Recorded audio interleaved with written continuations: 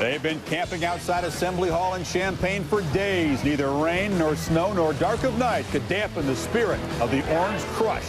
And inside tonight, it's a full house dressed in orange and ready for the top-ranked team in the nation. #1 Wake Forest versus #3 Illinois. Possibly either one of these teams could be the best in the country, and it's possible either one could have the best backcourt. Not one to match backcourts. This is pretty good at Wake Forest. Paul can fill it up, get in the cracks, and who can he find? Justin Gray, who can knock down the jumper. Solid backcourt. They find other people, and they can guard, Jay. And painting the hall orange tonight, Deron, as quick end-to-end as any guard in America, and shooting the ball extraordinarily well. Solid and outstanding defender and a great leader. Deron Williams, the preseason Big Ten Player of the Year. Between them averaging about 30 points, 11 assists per game, and shooting well over 50% from the field. It's interesting. They double the box, and they never recovered to a check-out position.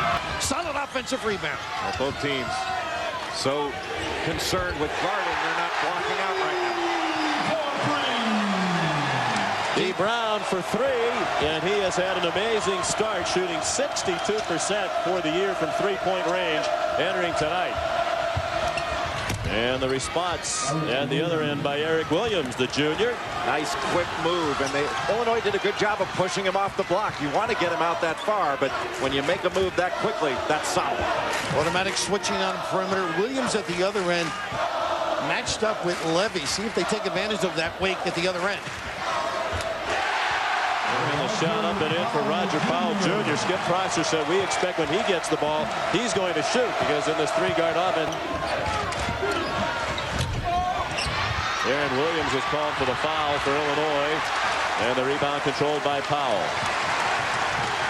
Both clubs are so well coached. They balance the floor. It's very important to get each. What a hesitation.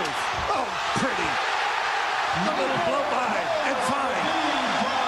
Well, how about the hesitation move by Deron Williams? Not a smart play, though. He's got 2 fouls. His second foul this early in the game. Well, the first one was a nickel dimer. He shouldn't have had it. That's what cost you eventually. And right off the inbounding play of three. First 4 games shooting an eye-popping 54% from the floor. Oh, what a pass. Oh, gotta finish. And Powell couldn't. They're shooting 47% for the year from three, assisting on 72% of their buckets. Very unselfish. And Danilus quiets the crowd with a three. You remember what Skip Prosser said was his shot. And he missed a long two. Is kept alive by McBride. But here's Chris Paul, one-on-one with Deron. Not a discard, huh? Pretty. How about those hands to knock that ball forward and grab it? He is a solid player. Somewhat people forget about him because Paul is so good. And even though they're in different leagues, this is just after he bobbled a very difficult pass. And the answer in the other end by Kyle Visser, the 6'11 sophomore, to Pittsburgh when Ben Howland left the Panthers to go to UCLA. Ingram a tip. Jack's just off the bench, a senior from San Antonio, Texas. Illinois finding it a lot tougher to run coherent offense. Pretty slip between like Jordan. Hit in the back of the head after he released a shot by Ingram. A chance for a three-point play for the sophomore Chris Paul. Boy, if you are not tight on that high screen, Chris Paul is going to be able to split it. What a great split.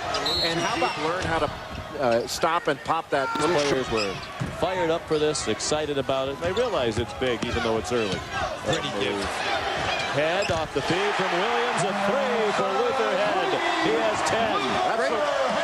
Great suckage with the dribble and the kick. That's the way a point guard's supposed to play.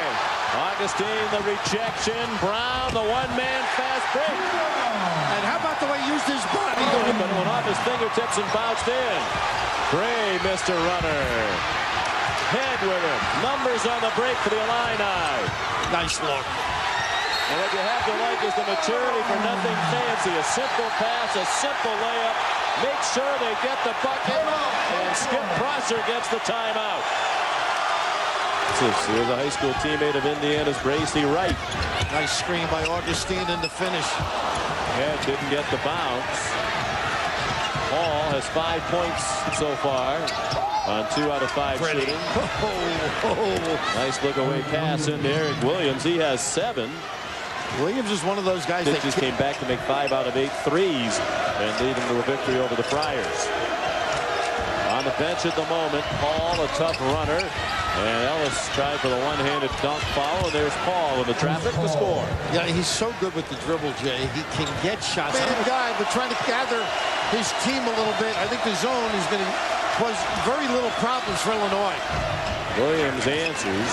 D. Brown is 7 out of 8. Distribution, cross-court pass, and the knockdown.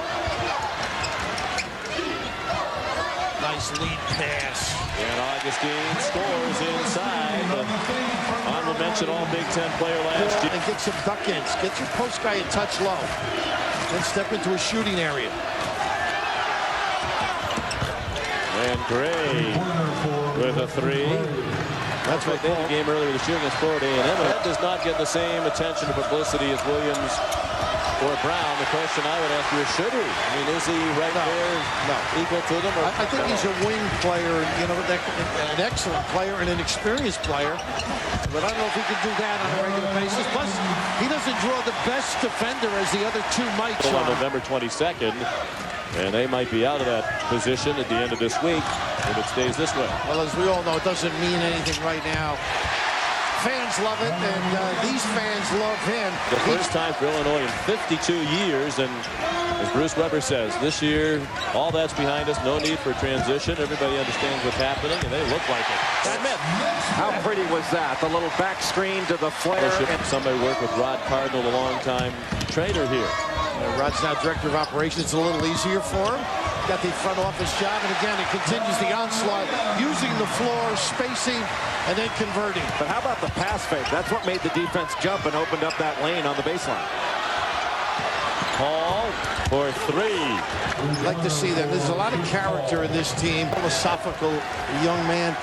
This is one of those things, though. I'm sure they'll be back. That's not the case in point, but I think you've got to grow the last 8 minutes now. Be tougher-minded. You've made a lot of mistakes, but boy, they are just not covered for one another. Slip into the goal. Well, 2-on-1. Bill, I agree. Never closer than 17 points here in the second half. Williams had trouble on the catch and still made an acrobatic score. Boy, no pressure on the ball. The defense had turned its head, an easy back cut, but a spectacular finish by Deron Williams. He has 8 all here in the second half.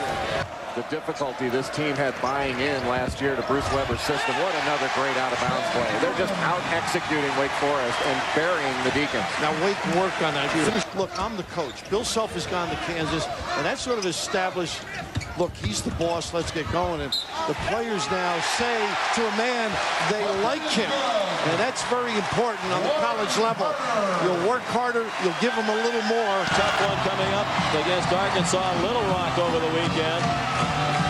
They defeat a #1 ranked team in the country for just the second time. Now 2-19 all-time against top-ranked foes. The first victory against the best team in the nation since their win here over Michigan State and Magic Johnson in January of 1979.